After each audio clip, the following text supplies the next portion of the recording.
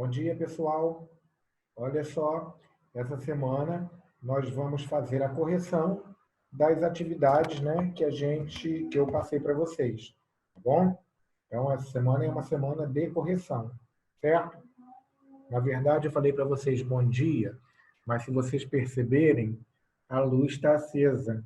Eu estou gravando para vocês à noite, porque eu estou o dia inteiro gravando aula. Eu estou até rouco, mas vamos ao nosso bom dia.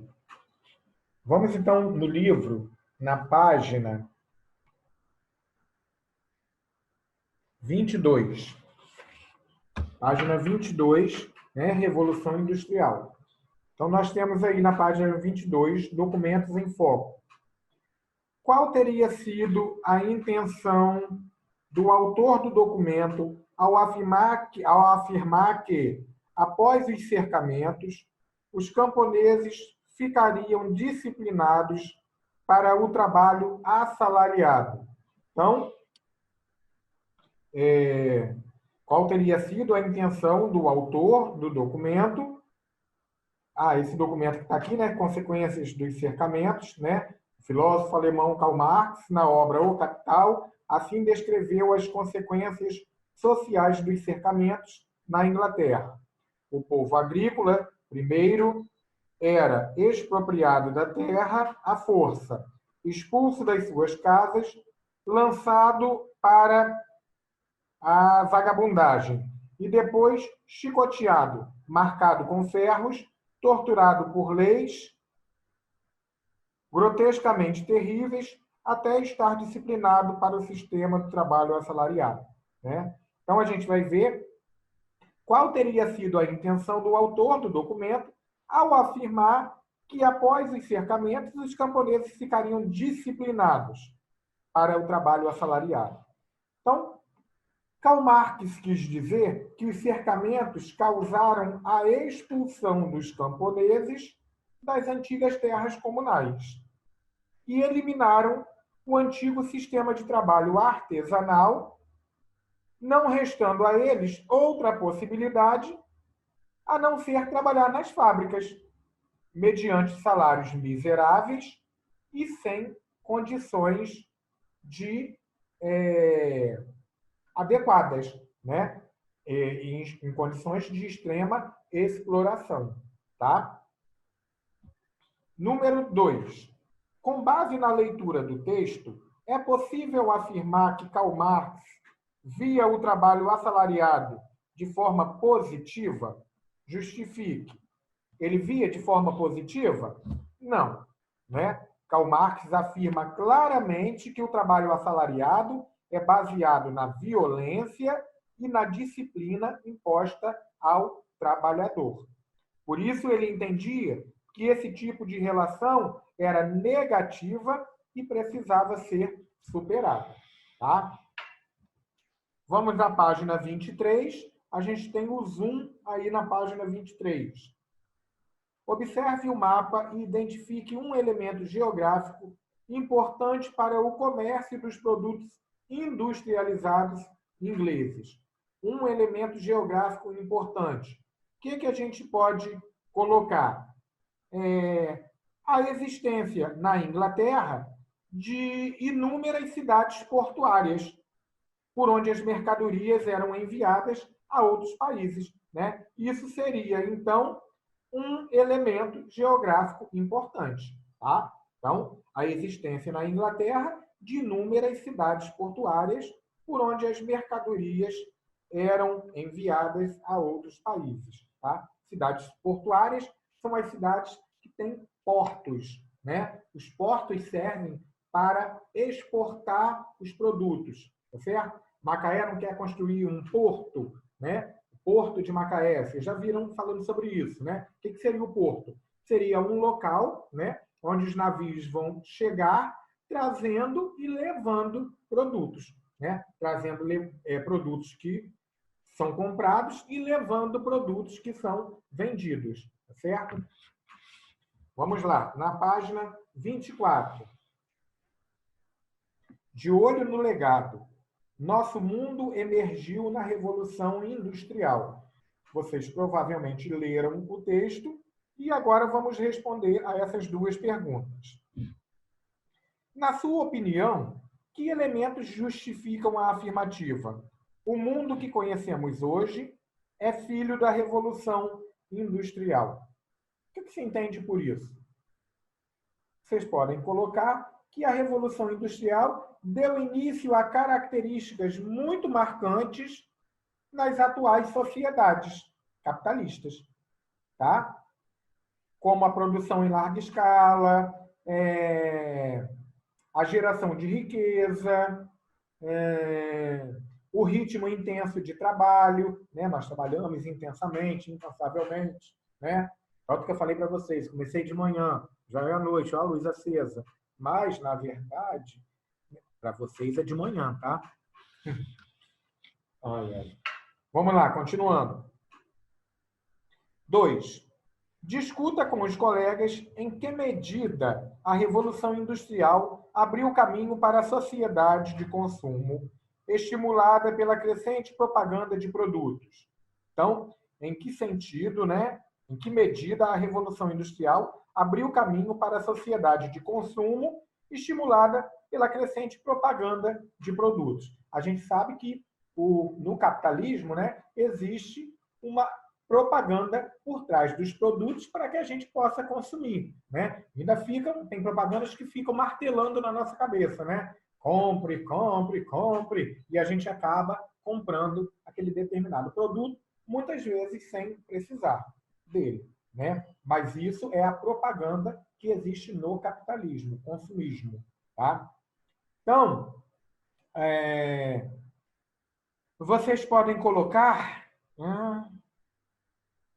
em que medida a revolução abriu o caminho. Podem colocar que o conceito de sociedade de consumo aplica-se à sociedade contemporânea, né? Muito industrializada, essa sociedade contemporânea, né? Que é industrializada, nós adquirimos produtos industrializados a todo tempo, não é isso? Caracterizada pelo consumo em massa de bens e serviços que são produzidos em larga escala. É o que eu acabei de falar com vocês, né? A gente adquire produtos muitas vezes desnecessariamente, né? Adquire porque a propaganda, a massa fica em cima e a gente acaba adquirindo aquilo. De repente nem precisa, mas a gente adquire aquele produto, tá?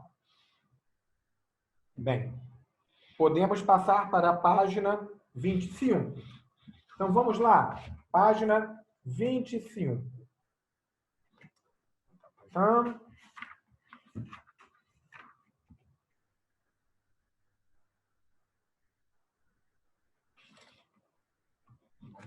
vamos lá. Página 25.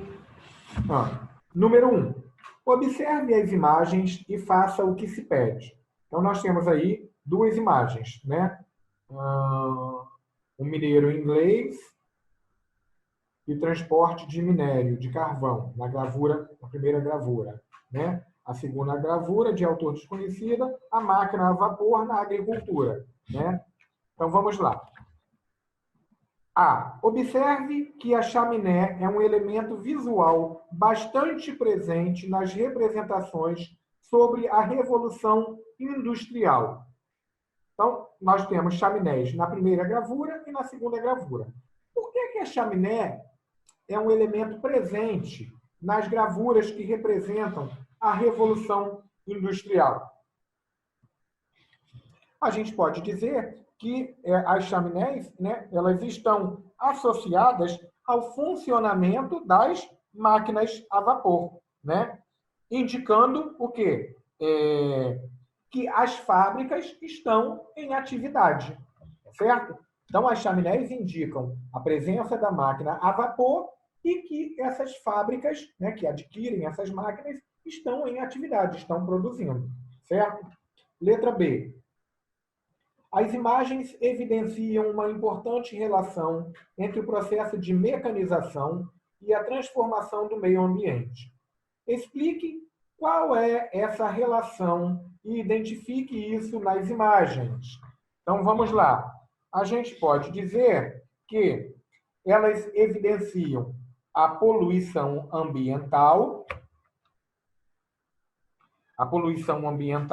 provocada pelas fábricas, visível na fumaça das chaminés, tá certo? Então, as fábricas, nós vimos, né, que esse é um dos malefícios da Revolução Industrial, a poluição que saía pelas chaminés das fábricas, né? Outro tipo de poluição era os dejetos das fábricas que eram jogados no rio, nos rios, né, sem nenhum tratamento.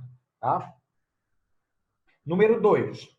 A Revolução Industrial foi um marco para as maneiras das sociedades produzirem e viverem, por ser um processo de transformações não apenas técnicas, mas também sociais, econômicas, políticas e culturais.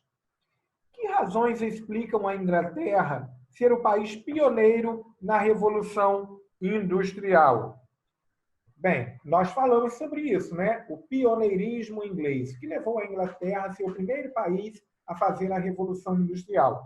Vocês podem botar que a presença de capitais, o poder político conquistado pela burguesia com a Revolução Gloriosa, o desenvolvimento científico estimulado pela burguesia, a mão de obra formada por ex-camponeses, né, que agora estavam nas cidades em busca de empregos de trabalho assalariado, que não recebiam quase nada, né?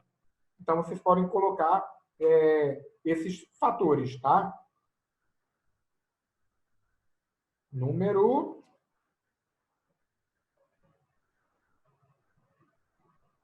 Letra B. Relacione o processo de cercamentos e a formação do proletariado inglês. Então, vocês podem dizer que, com os cercamentos, as terras comunais tornaram-se privadas. Então, as terras que eram comuns, né, aos camponeses, elas se tornam privadas. Tá? E muitos camponeses tiveram que sair, né, largar, abandonar as suas terras, que antes trabalhavam, e procurar trabalho na zona urbana, nos centros urbanos, né, nas fábricas. Tá certo? E eles, então, constituíram uma nova classe social que foi chamada de proletariado. Tá certo? Vamos lá. Continuando. Número 3. Leia o texto a seguir e faça o que se pede. O que significa a frase "a Revolução Industrial explodiu"? Significa que, a certa altura da década de 1780, e pela primeira vez na história da humanidade, foram retiradas os grilhões do poder produtivo das sociedades humanas, que daí em diante se tornaram capazes da multiplicação rápida, constante e até o presente ilimitada de homens, mercadorias e serviços. Nenhuma sociedade anterior tinha sido capaz de transpor o teto que uma estrutura social pré-industrial, uma tecnologia e uma ciência deficientes e, consequentemente, o colapso, a fome e a morte periódicas impunham à produção. O que mudou com a Revolução Industrial no modo como as sociedades humanas estavam organizadas? A gente pode colocar que o poder produtivo da humanidade começou a se ampliar e a expandir de forma constante. Tá? Isso foi uma mudança que ocorreu, então, né, com as sociedades humanas da forma que estavam organizadas. Tá certo? Letra B. Que obstáculos impediam o aumento da produção nas sociedades pré-industriais? Que obstáculos impediam o aumento da produção? Então, quais eram os obstáculos? A tecnologia e a ciência, que eram deficientes, né? Então, tanto a tecnologia quanto a ciência não eram capazes de fazer com que as indústrias, as pequenas fábricas, né, que existiam, né, que se chamavam de oficinas, elas produzissem em larga escala, tá certo? Então, a deficiência na tecnologia e na ciência, tá certo? Bem, número 4. O texto a seguir é um fragmento do trabalho de Meton. Leia atentamente o texto e, em seguida, responde ao que se pede. Não vou ler esse texto todo. Vou passar para as perguntas. Tá? O texto vocês já leram. Letra A. No que consistia o Tratado de Meton? Então, pelo tratado, os ingleses venderiam lã para Portugal, que, por sua vez, né, Portugal venderia os vinhos, né, para os ingleses, tá certo? Então, os ingleses venderiam lã para Portugal e Portugal venderia vinho para os ingleses por valores inferiores aos que eram cobrados pelos franceses. Então, isso determinava o Tratado de Meton, tá certo? Era um acordo entre Inglaterra e Portugal, tá? B. Qual foi o papel dele nas transformações econômicas inglesas da primeira metade do século XVIII? Então, como produtos de lã eram de primeira necessidade, eram consumidos em maior quantidade que os vinhos portugueses, o que tornava, então, aí o comércio mais lucrativo para os ingleses, que financiavam esses lucros na industrialização do país. Então, por isso, os ingleses lucravam e se tornaram, né, pioneiros na industrialização. Eles ganhavam dinheiro de toda forma, né? Até comercializando com Portugal. Eles vendiam muito mais mais lã para Portugal do que compravam o vinho de Portugal. Tá certo? Bem, vamos mudar de página. Vamos lá para a página 30. Isso, página 30. Página 30, o relógio como instrumento de dominação. Nós temos as questões 1, 2, 3 e 4. Então, vamos lá.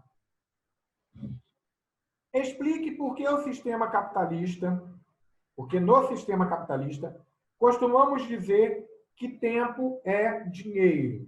Então, por que a gente diz no sistema capitalista que tempo é dinheiro, né?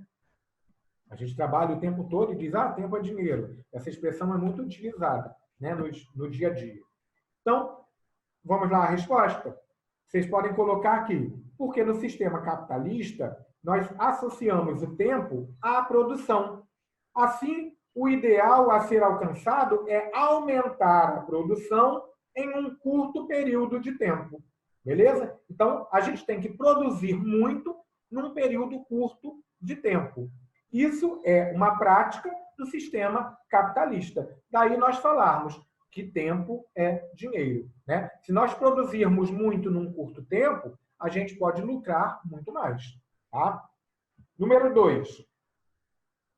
Se antes da Revolução Industrial o ritmo de trabalho era determinado pela natureza, após a Revolução Industrial, a natureza humana teve de se adaptar ao ritmo da máquina. Você concorda com isso? Justifique. Bem, vocês podem dizer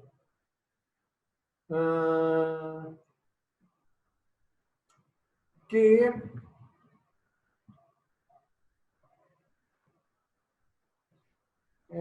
vocês podem colocar o seguinte aqui.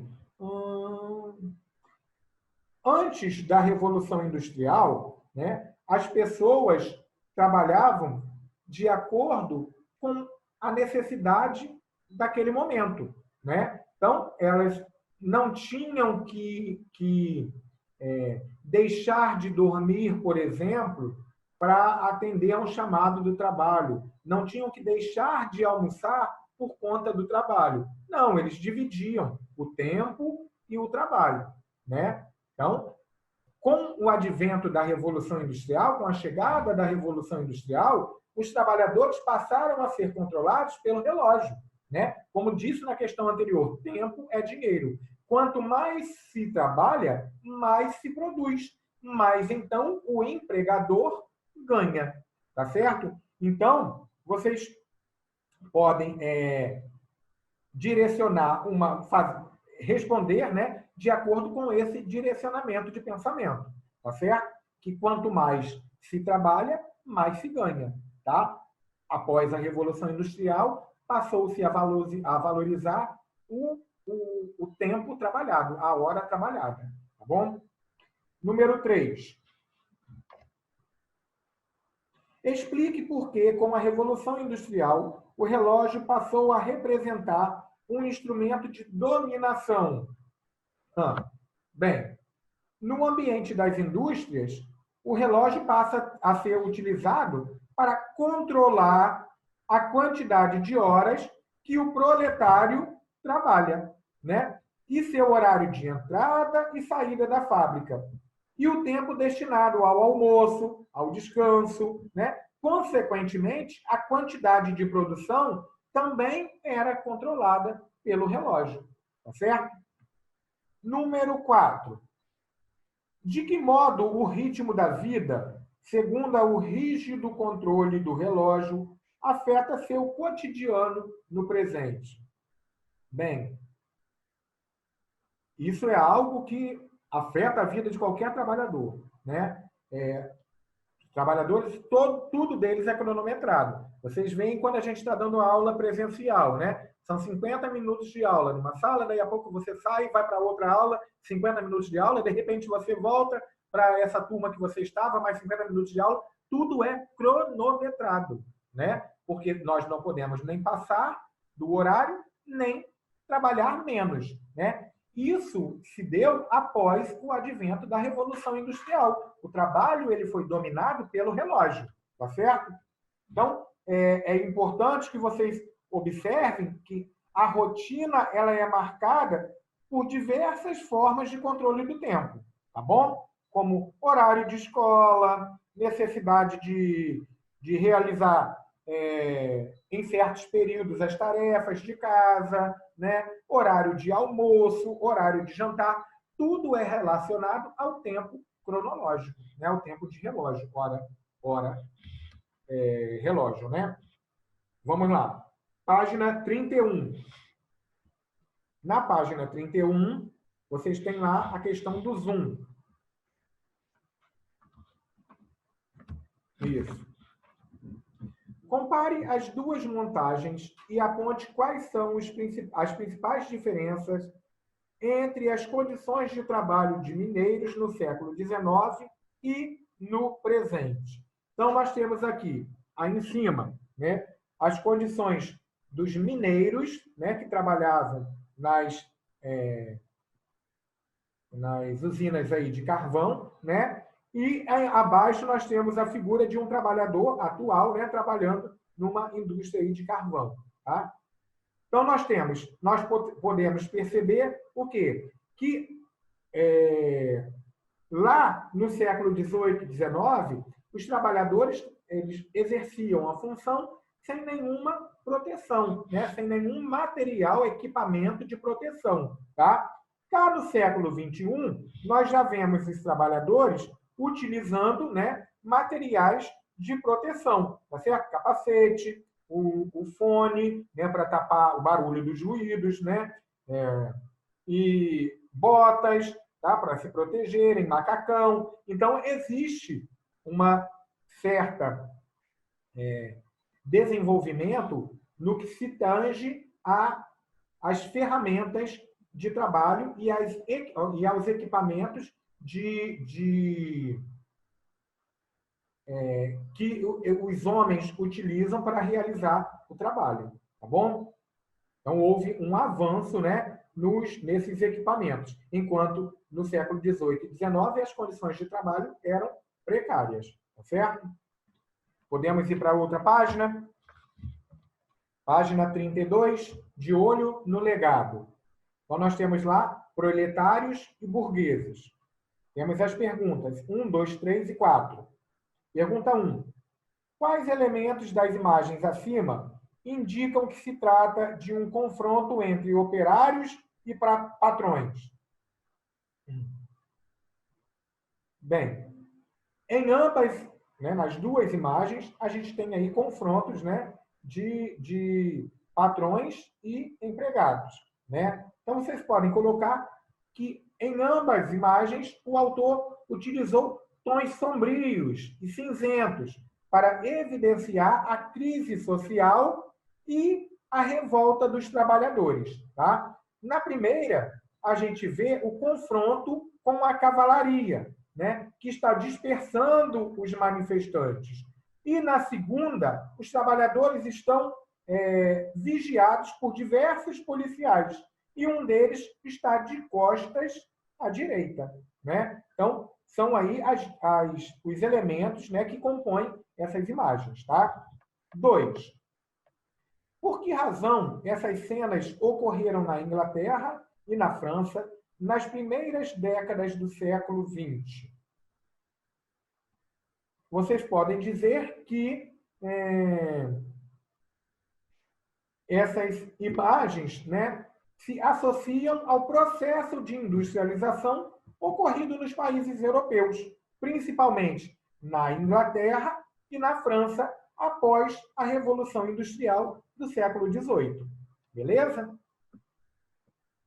Então, né, as imagens se associam ao processo de industrialização ocorrido na França e na Inglaterra após a Revolução Industrial do século XVIII. Tá?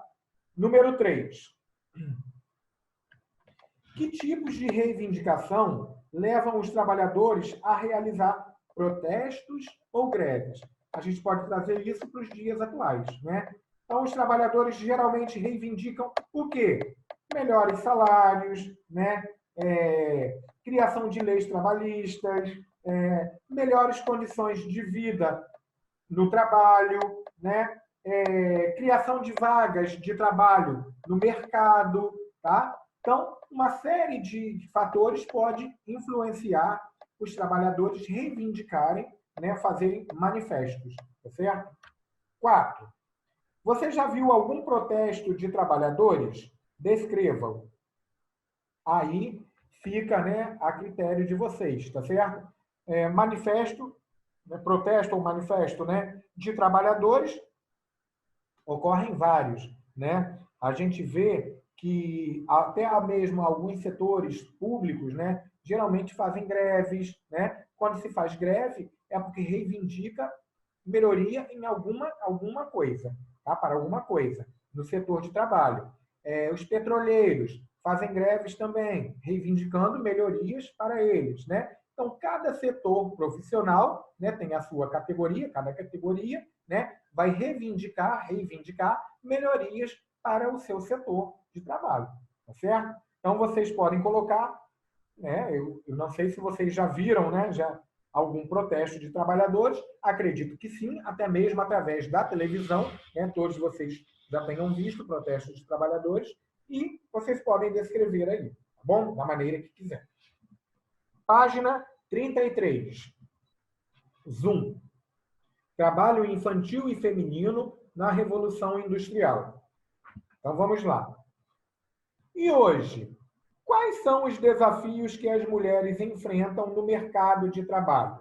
Então, quais são os desafios que a gente pode apontar que as mulheres enfrentam no mercado de trabalho? A gente pode dizer que as mulheres, né, elas recebem, em média, salários inferiores aos dos homens que realizam a mesma atividade, né? Então, eu já até expliquei para vocês isso quando expliquei o assunto, né? As mulheres, eu sou engenheiro, né? A figura masculina e a figura feminina. Ambos são engenheiros, ambos desempenham a mesma função numa determinada empresa. O salário do homem vai ser geralmente maior do que o salário da mulher, né? Então, essa diferença de salário ainda é enfrentada nos dias de hoje na realização do trabalho feminino, tá certo?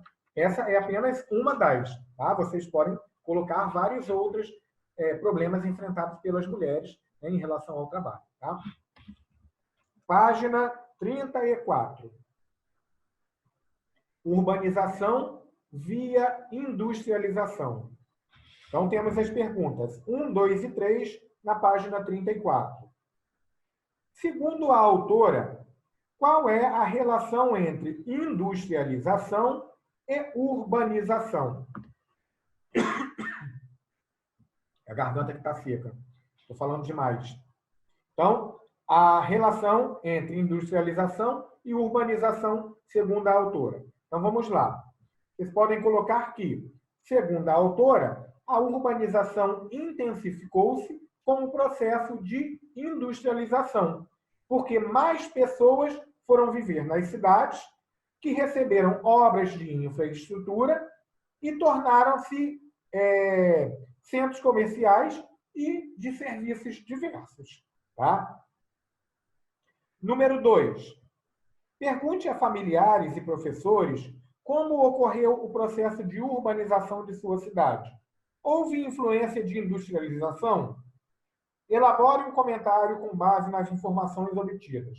Bem, a gente pode dizer, né, vocês já devem ter pesquisado isso, que a nossa cidade, né, ela se desenvolveu através da chegada do petróleo, né? Quando o petróleo chega a Macaé, né, a empresa Petrobras chega a Macaé, isso na década de 80, né, Macaé ele sofre um verdadeiro boom. Né? O que é isso? Ela tem um crescimento exorbitante. Né? Macaé era uma cidade pequena, era uma cidade interiorana. Né? Com a chegada da Petrobras, da indústria, né, Macaé se desenvolve e cresce rapidamente. Construídos vários hotéis, abriram-se várias vias, né, avenidas, né, várias construções, vários bairros foram criados, e aí chega também a favelização, né, porque vem pessoas de vários lugares do país em busca de trabalho, né,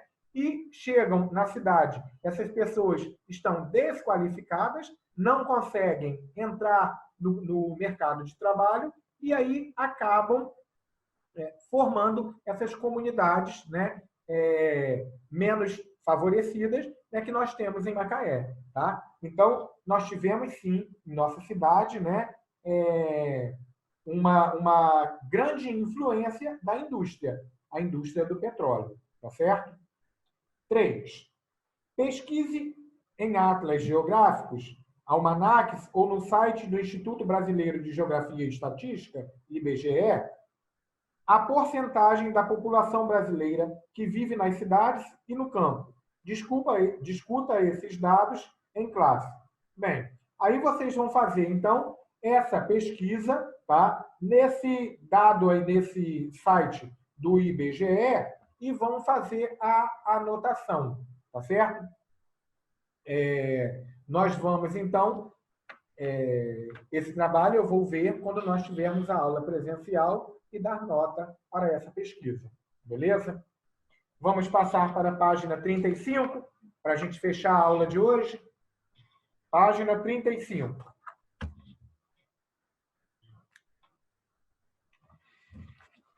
Vamos lá. Leia o texto abaixo e observe a imagem. Em seguida, responda ao que se pede. Não vou ler o texto, né, porque vocês já leram.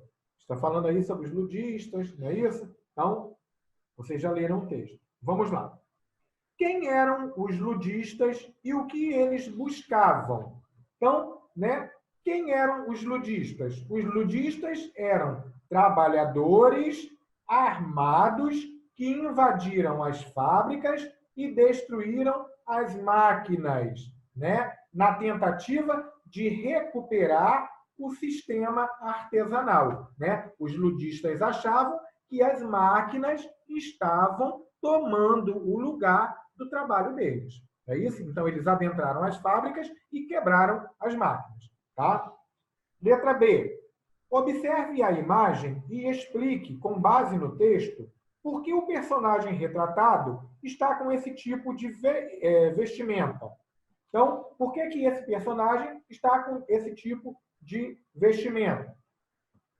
Porque os integrantes do movimento ludista usavam disfarces, tá certo? Então, eles se disfarçavam e usavam, então, esse tipo de vestimenta, tá? C. Além do movimento ludista, que outra estratégia foi utilizada pelos trabalhadores para lutar por melhores condições de vida? Então, nós tivemos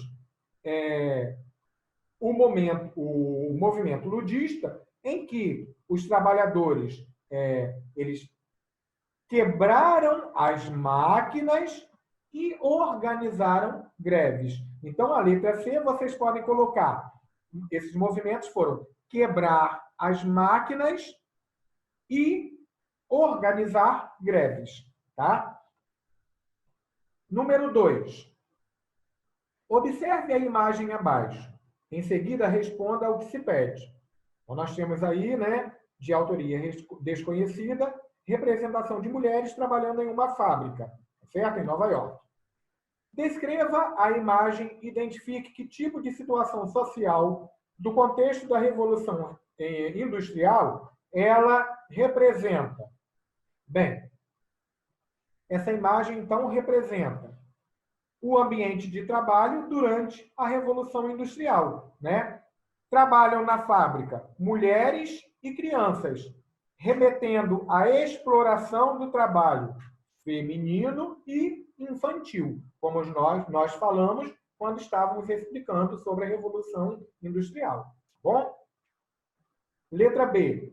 Explique qual razão justificava a situação representada na imagem. Vocês podem colocar que empregar mulheres e crianças era lucrativo porque elas recebiam salários menores, tinham mais facilidade para movimentar-se no pouco espaço e eram mais ágeis para operar as máquinas. Letra C. Pode-se dizer que a imagem representa adequadamente as condições de trabalho nas fábricas no início da Revolução Industrial? Justifique. Bem, essa imagem representa, né, aquela situação no interior das fábricas? Não. Né? As fábricas do século XIX eram ambientes poluídos, sujos, apertados, né? E essa fábrica que aí está representada na imagem não caracteriza nada disso, né? É até um lugar bonito, né? Número 3. O trecho a seguir é um fragmento da obra de Benjamin Franklin, um americano que viveu no século XVIII. Muitos acreditam que ele foi responsável pela formulação de tempo é dinheiro. Leia atentamente os textos e, em seguida, responda ao que se pede.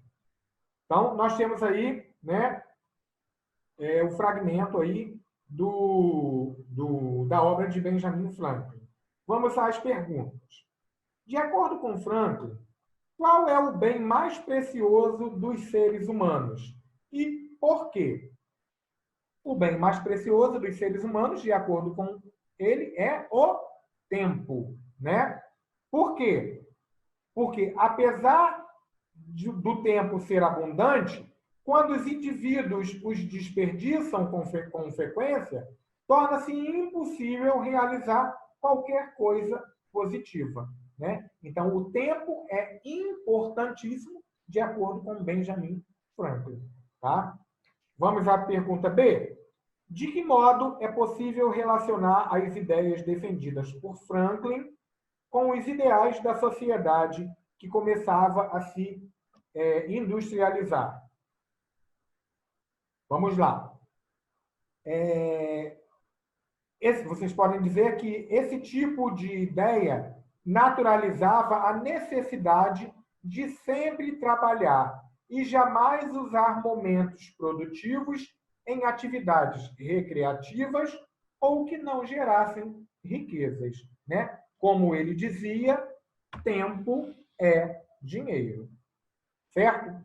Bem, aqui então terminamos a nossa correção, a nossa aula de hoje, né? E a próxima aula nós vamos dar sequência ao conteúdo novo, tá certo?